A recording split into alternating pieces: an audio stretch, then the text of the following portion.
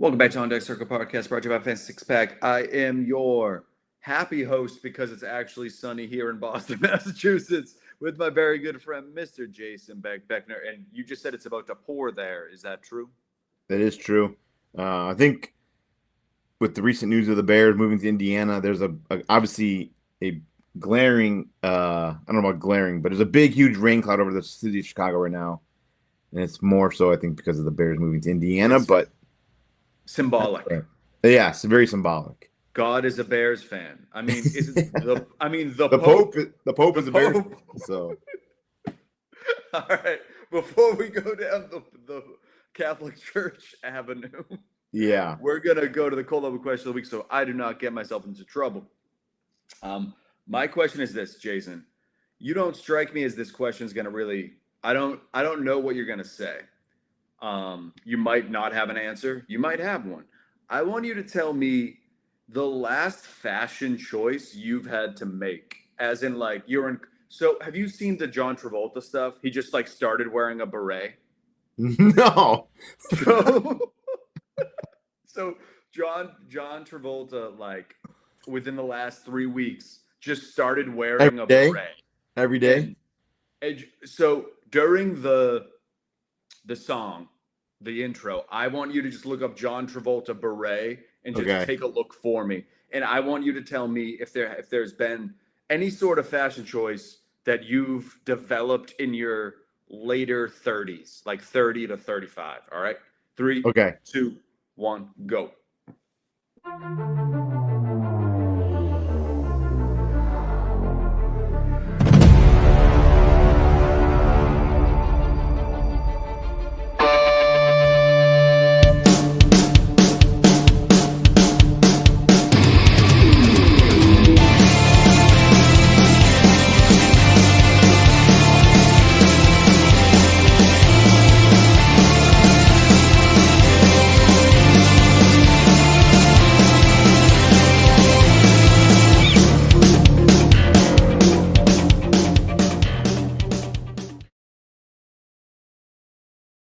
All right, Jason.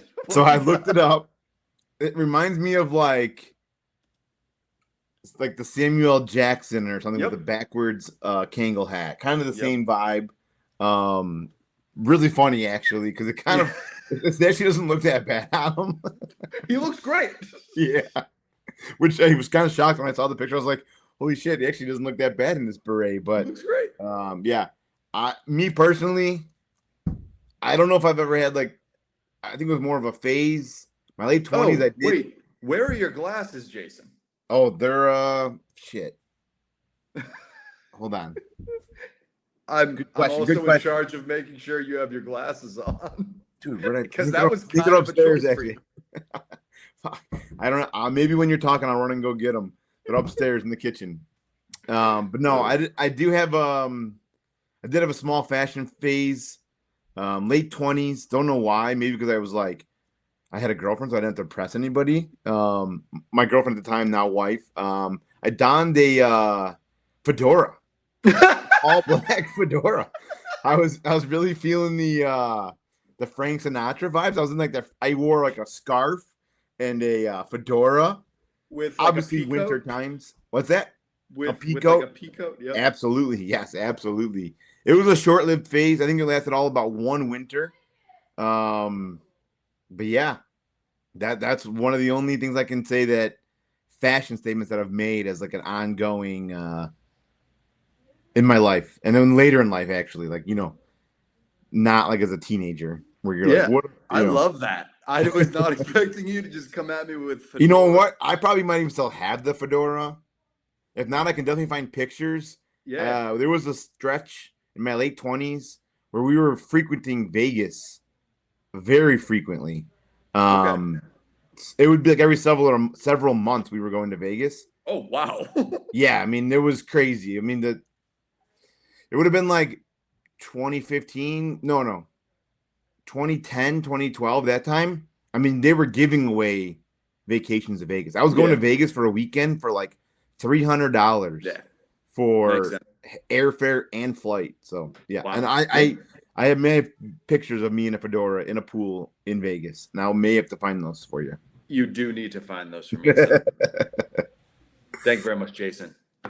Yes. All right. Well, I'm excited because we're shifting off of panic and hold for now. We're no longer panicking. We're no longer panicking and holding on some of these guys. We're now into June. It's week 11 of our fantasy season. So I think it's time to start talking some prospects. Some guys that, have obviously been in the major leagues, and then some guys that are still, we'll look back on and now and see how they're performing. Let's just jump right in and talk about the guy who we actually talked about in our prospect offseason show when we did middle infielders, and that's Kevin McGonigle of the Detroit Tigers. Broke camp with the team, I believe, right? Yeah. He's one of the top prospects. It really burst onto the scene again. Like I said, made the league or the team out of spring training, and had a really nice start to the season. Actually, kind of first 2 weeks was like, holy shit, he's actually legit. But yeah, he's a really nice approach at the plate. Very disciplined. He has not looked overmatched so far. He's got a 14% walk rate and only a 13% strikeout rate. He doesn't expand the zone, doesn't chase pitches. He's got a 19% chase rate, ranked in the top 3% of the league. Like most prospects, though, he had a really, really nice April. Took a step back in May, and I think maybe some teams and pitchers are starting to kind of figure out some of his weaknesses. When I'm looking at the profile here, you can see that, like most young hitters, he dominates fastballs, and he really struggles against breaking pitches. He's got 19 extra base hits so far this year, and all of those but 5 have come on fastballs. Still having a lot of trouble squaring up the ball, making hard contact. It's only got a 37% hard hit rate, which ranks basically in the bottom half of the league. But I think when you look overall at McGonigle's first, month and a half, 2 months and a half, I kind of think we're kind of seeing what we thought we'd get from him, which is, really solid ratios, solid approach to the plate, does strike out a lot, gets a nice OBP, probably going to score anywhere from the 80 to 100 runs and get some good speed on the base path. But I think the power may come at some point, but I don't think you can really count on that so far this year. He's only got 3 home runs, I believe. Yeah. So yeah, I mean, it's hard to argue what we're getting from him. The only thing I would say is a little bit of a dip in May, which is probably just, again, pitchers adjusting. Yeah, exactly. So now it's just going to be June. He needs to adjust because that's just kind of right. I feel like the first month they learn how you bat. Second month they learn how to pitch to you. Third month you have to learn how to hit from the new adjustments. So totally impressed here. I'm comparing him and Connor Griffin, and honestly, I don't know if this is just a me thing. I don't think we had them as close as they should have been. I feel like Connor Griffin was kind of billed as this head and shoulders above the rest top prospect, but I think McGonigle should have been right there with him because their minors numbers aren't that far off from each other. And I don't know what the real reason was for this, but I'm kind of kicking myself just because I think McGonigle could have been had for a lot less than what Connor Griffin was going for. Just because Connor Griffin had that cachet, that number one prospect, that blue chip guy. But McGonigle's been awesome, and I think the home runs are going to come. I think Griffin will end up hitting more home runs than him. But if we can still get 20 home runs out of McGonigle, I am completely happy with the slash line. That I don't know if I don't think he's going to be that far. I don't think he's ever going to bat under 250, and the OBP is going to be high. So definitely love the player. Definitely impressed. Probably the rookie. No, not the rookie of the year. That's Murakami. But as of now, but I mean, there's still and he's hurt. Yeah. So in that, we'll finish in the top 3 of rookie of the year. But yeah, I've been totally impressed just because these profiles. I feel even when we talked about McGonigle, I was just kind of he's gonna hit, but nothing crazy. But Dude, his card in MLB The Show, I've used it. And I'm still using it in fucking June. Yeah. And it's great. Just great contact guy. Yeah, I believe he was an April Spotlight card. Yes. And I still use him too. Left-handed swing, great shortstop. But yeah, I think when you compare him and you talk about him in retrospect to Connor Griffin, who, like you said, everyone was like, oh, this is like a blue chip prospect, number one prospect in baseball, 19 years old. When you kind of look at it and you compare the two right now, a little bit smaller sample size for Griffin because he didn't start the season. But yeah, actually, McGonigle has a higher OPS, and that's thankfully to a higher OBP. I think you're going to get more sexy stats, if you want to call them, from Connor Griffin. But I think for, ratios and the things, the speed's obviously going to be kind of similar, I think, as well. I think, at this point, everyone's stealing bases. But, yeah, I don't think they're that far off when you look at McGonigle versus Connor Griffin. Now, those things might change at the end of the year, but when the numbers are all said and done. But when you look at the advanced stats right now, too, like Connor Griffin has not been very good when you look at some of the advanced stats. The ratios are good. The stolen bases are good. Surprisingly, the average is at 270 when he's like expected BA is like, I believe, at 237. So, like, he's getting a little bit of good luck, I think. Again, still a small sample from him. He's only at 208 plate appearances versus McGonigle's at 264. So not much off of a difference, but yeah, I'm actually kind of surprised with McGonigle and what he's been able to do this first 2 months of the season for sure. And like the team stinks. Like we've talked about how much our teams have been a disappointment. The Tigers could be more of a disappointment than both of our teams. They are definitely more. They were a playoff team last year. They are like 15 games under 500, I think, at this point, and they're very disappointed. Out of first. Yep. Guardians are gonna Guardian. Yep. And then the White Sox are the best story in baseball. I know.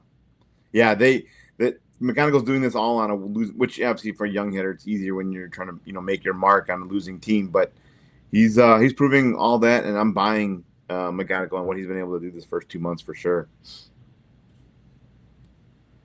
Let's jump over to someone that's near and dear to your heart, and that's Payton Toile of the Boston Red Sox, who's actually been phenomenal. And I'll let you. He's been unbelievable. Yeah, he's been better than I was expecting. Why don't you go ahead and go and hold court? Yeah, Jason. We've stated how disappointing the Red Sox have been this season. No thanks to Brian Payton, who has nothing to do with this. But I'm just going to take this time that I have to sit on my platform and say, Brian Payton, enjoy Worcester. I was going to ask you this real quick. Has there been not just Boston, but like in baseball, can you think of a bigger fall from grace than Brian Payton in recent history? I mean, he went from being like on the projection of being like before the Crochet deal. Was he not like he was the opening number day one starter like 2 years ago. Yeah, that's what I'm saying. And now he's been relegated down to AAA. Yeah, and been awful. I think he's been like realistically, he was like a 3. He's a 3 on like any team. So like I wouldn't say that, but I get what you're saying, and I guess the only other answer could be Christian Campbell. But anyway, positive vibes only. Payton Toile, absolute delight to watch. I don't know. It's crazy to think. So his ERA is 2.28, right? Yep. And you'd say, well, he's got to be getting lucky. Okay. His expected ERA is 2.31. Yeah. So like he's phenomenal. He's a absolute teddy bear on the mound. He's an 80 grade teddy bear. These are all great points. I was going to ask you this: if you didn't know and you looked at him, you would not think that he's 23 years old. He looks to be about 33. Yeah, he looks like Ron Swanson from Parks and Rec. Yeah. I currently have the Toile stash going. Yeah. He's so easy to root for, and I would probably overpay to get him everywhere. So if you're in a league with me, offer me Payton Toile. But really, there's nothing at all that is concerning. He's got a good pitch mix, 1, 2, 3, 4, 5. He uses all 5 pitches. His fastball is honestly probably one of the best in the big leagues. And again, he's only 23, and he's a hoss, 6'6", 250. Just he's everything you want in a frontline starting pitcher. And unlike Brian Bayo, this guy has some balls to him. You know, it's very much like a bull out there, and I'm excited and grateful that I get to watch him pitch every 5 games.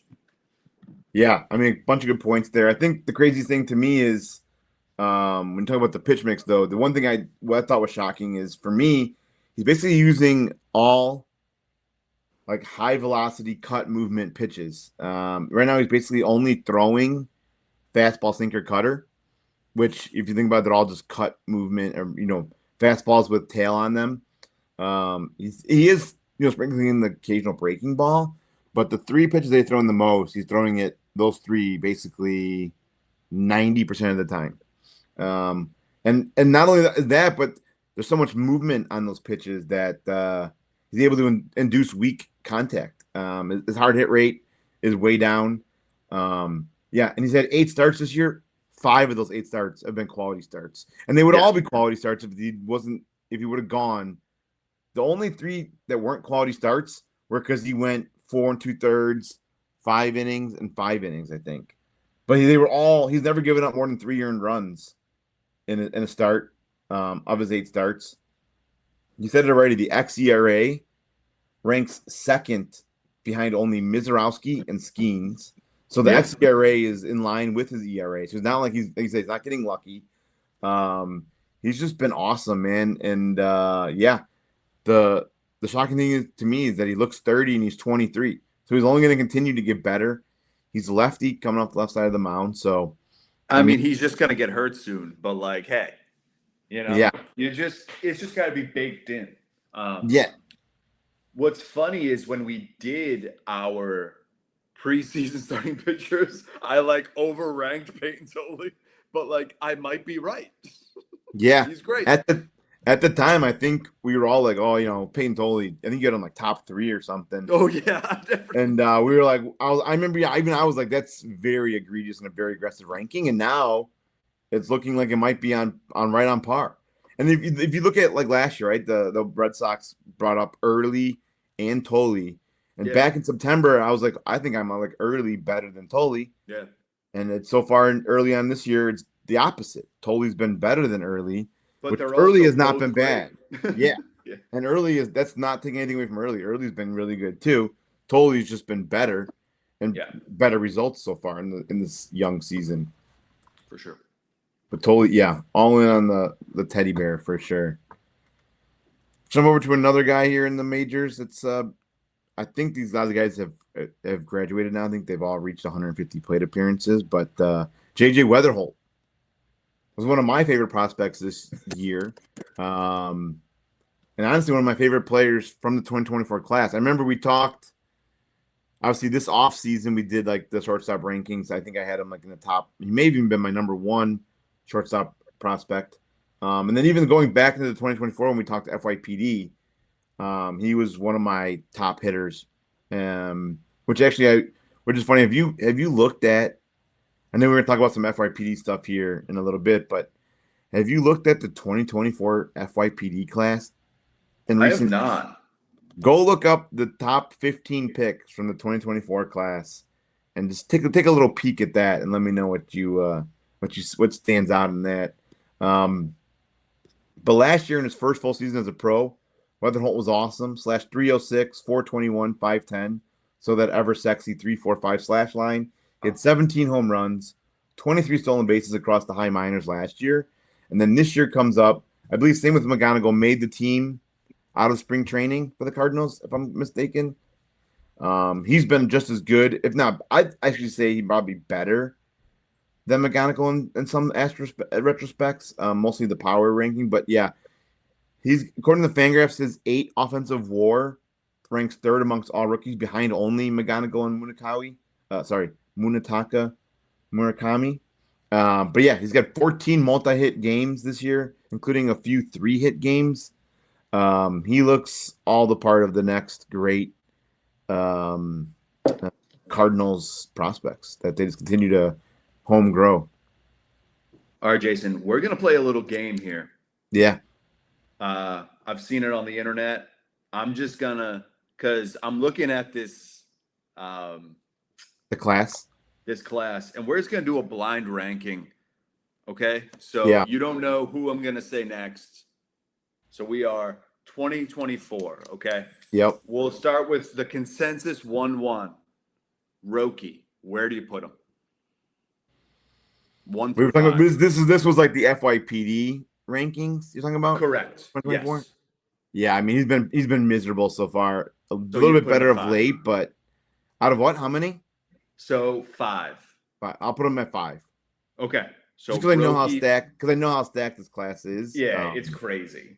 I'm gonna skip a few guys. So Travis Bazzana was another one. Now let's go with Wetherholt.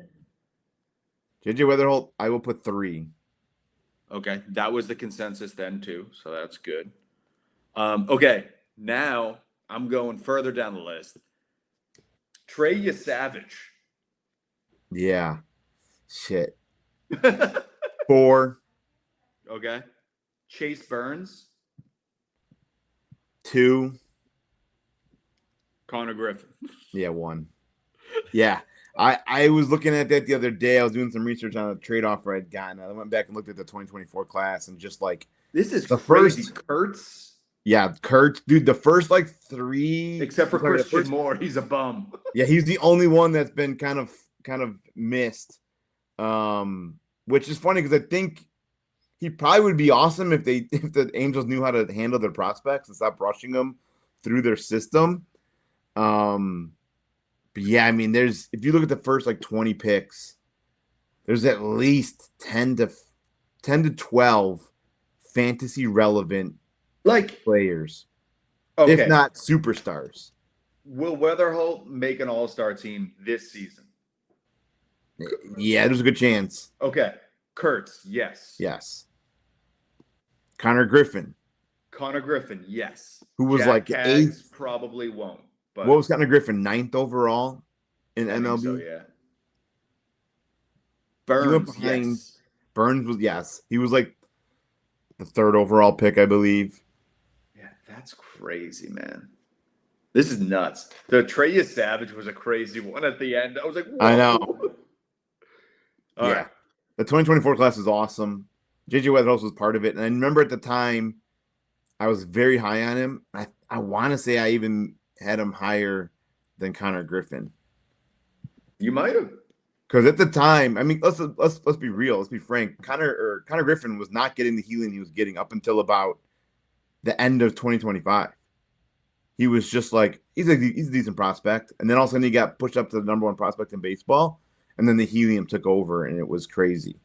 But I still like Bazzana's been awesome this year so far.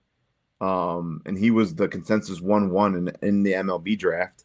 A lot of people questioned it at the time, and I think a lot of people questioned Bazzana even going into this season if he was worth the hype. And I remember I hyped when we talked about middle infield prospects. I think I had him at 2 behind Connor Griffin. I think I probably still would have him 2 behind Connor Griffin, and then JJ for middle infield. Yeah, it's been Weatherholt's been awesome. The 2024 class has been awesome. A lot of guys that were they weren't even rushed through the system. They were pushed through appropriately because they've all been made their debut this year or last year and have been proven to be awesome. So the 2024 class was awesome. I want to go back and look and see who some of my picks were in the 2024 class because I'm going to be shocked to see where I took some of those guys. I love looking at old FYPDs. Which is perfect. This is a perfect segue because we're going to talk about the 2025 FYP, kind of look back on last year's class, now that we've had a little bit of last year and then a couple months this season, where they're at so far and how we think of them and maybe where we would have taken them, almost a redraft of last year's draft.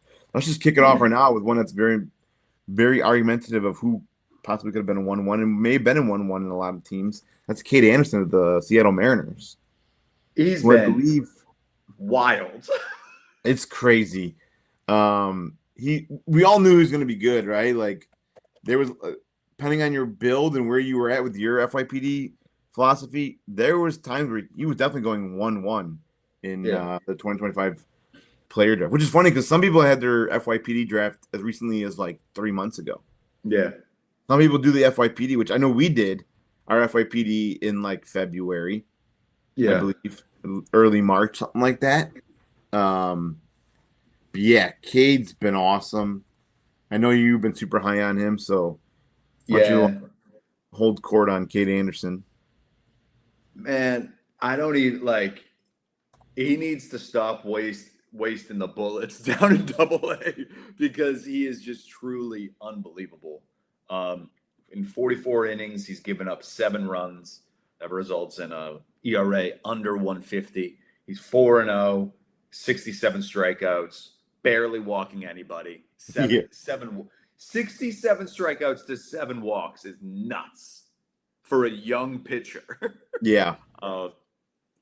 Yeah, I don't want to say I told people so because it's not like a crazy thing for him to have gone 1-1, but like he's 1-1 right now. I think you could probably make an argument for Seth Hernandez. I wouldn't do it just because I think Cade Anderson is still probably a better pitcher at the end of the day. Maybe not as exciting and maybe not as electric, but I think we could very much have like our next, like he's of the Chase Burns, the Paul Skeens, that ilk of pitcher. And it's crazy that I think Cade Anderson and Skeens may have been on the same team at one LSU? point. Yeah. Yeah. I'm guessing it would add up that way. Unless he transferred. That is also well, possible. He didn't, but 2024 and 2025 he was at LSU. So I think he just missed. Because wasn't Skeens drafted in 24? Or 23, I mean? Yeah. So they did not. But they picked off right where each other left off. So yeah, Cade's someone that I've kind of gushed about for the last 6 months. I feel like all of the pitchers have really kind of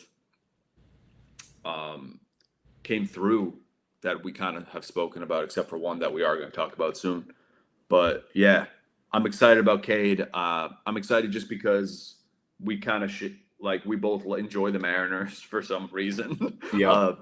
It's just I'm curious to how they handle everything because you have Cade, you have Ryan Sloan. Yes. You got to maybe try and trade Luis Castillo somewhere to just try and like free up a spot. You might need to catch a prospect strictly to take the money, but someone will do it. The Cubs will fucking do it. I'm really excited about this. I think he's going to be one of them ones. So where are you at on Cade?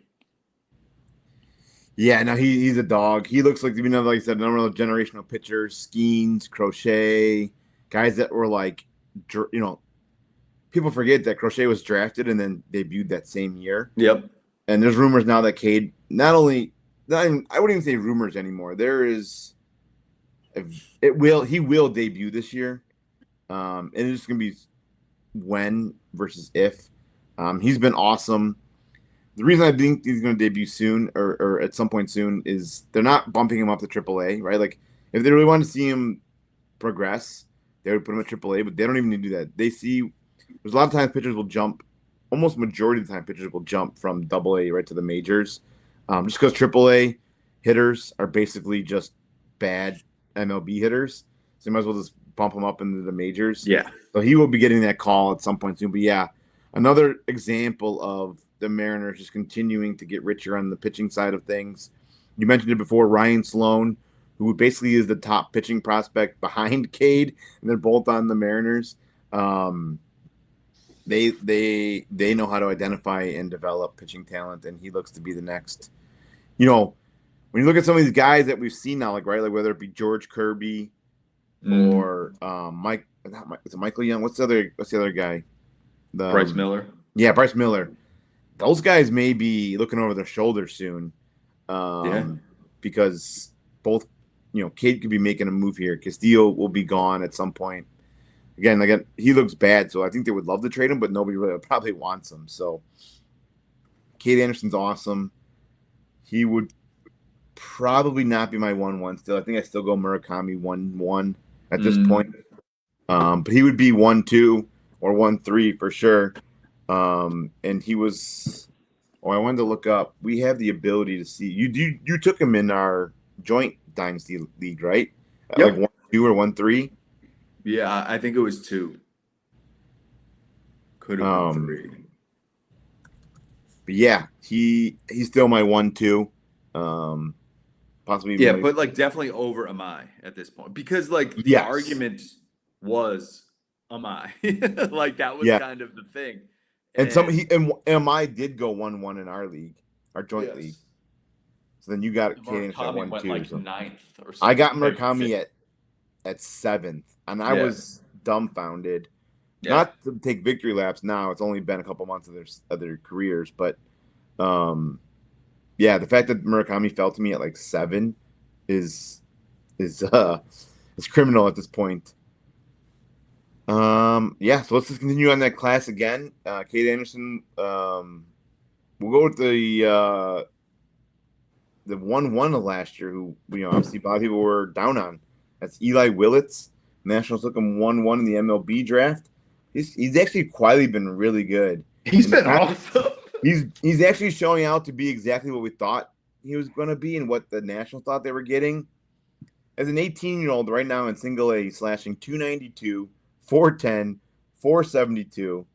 The counting stats haven't been too great, but again, he's an 18-year-old. He's fresh out of high school.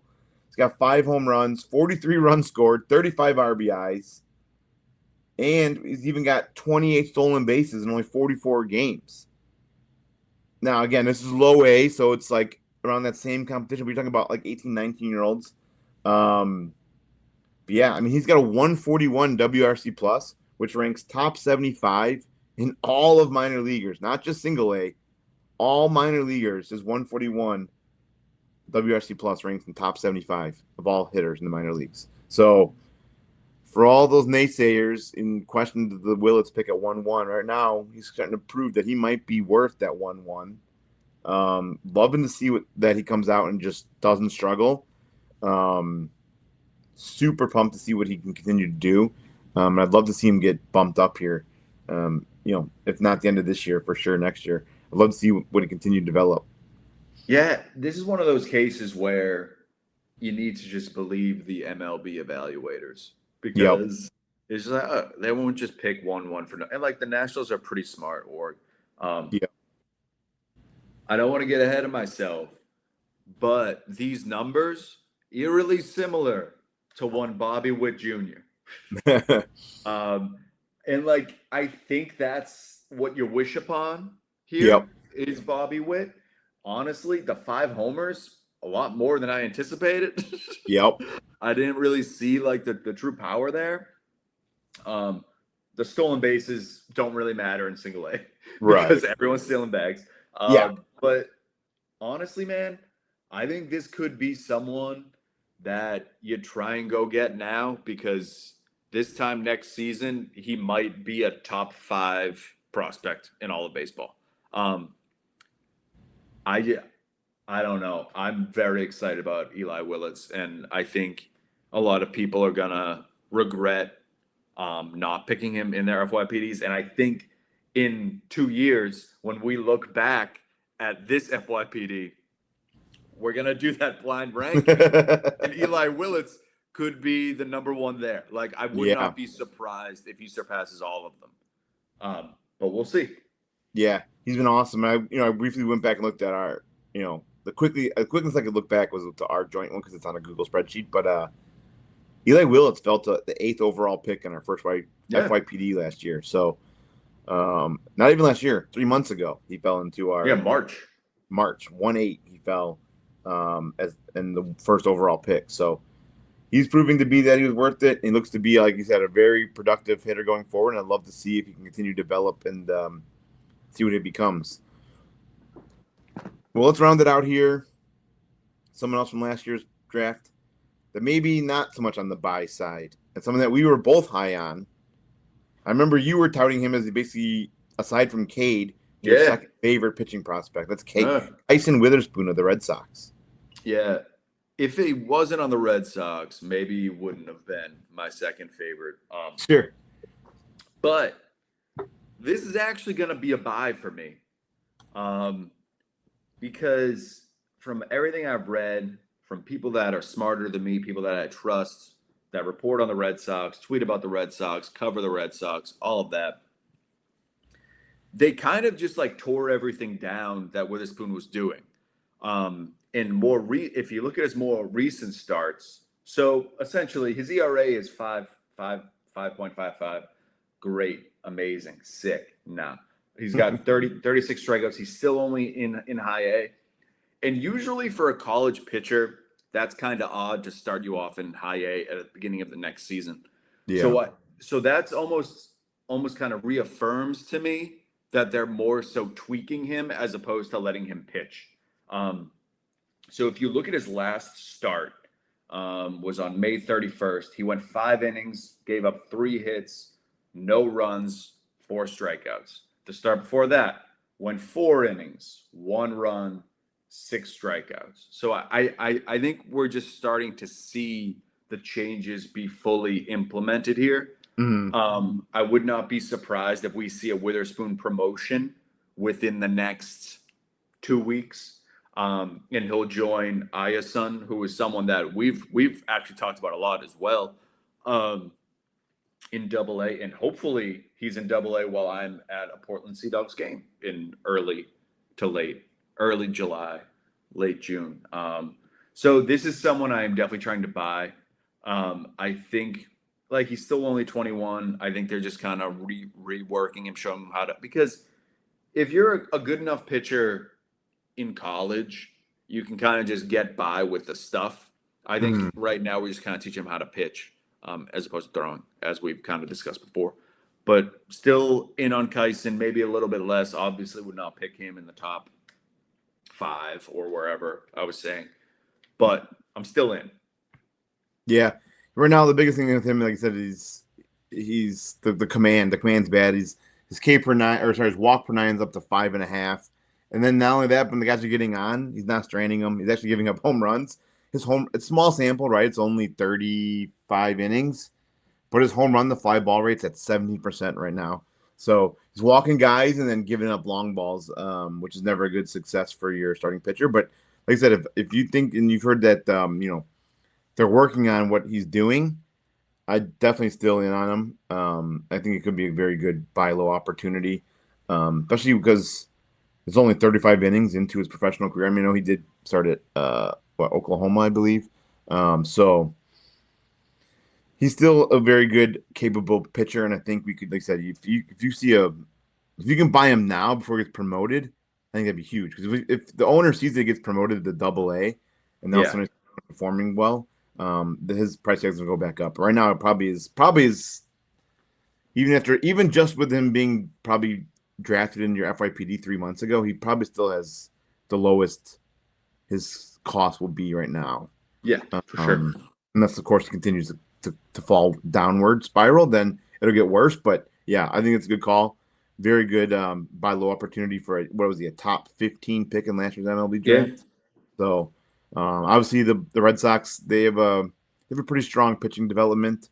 Obviously we just talked about some guys earlier, Toile and Early. So I think it's a good call on the buy low on Kyson. But yeah, good call. And that's gonna do it for our first man, it feels good to talk prospects again. Yeah. We're back. We're talking prospects. We're talking about sample sizes of prospects that are worth noting, not just a couple of starts. or a couple, 50 plate appearances. We got some hefty stats here. We got guys in the major we talked about. Love it. We will be back next week, hopefully doing kind of the same concept as we go forward. And then pretty soon we'll be into we're only about 5 weeks out from the MLB draft for 2026. Crazy. So, yep. We got Omaha is in full swing. Yep. So yeah, we'll be back next week talking more. Peace.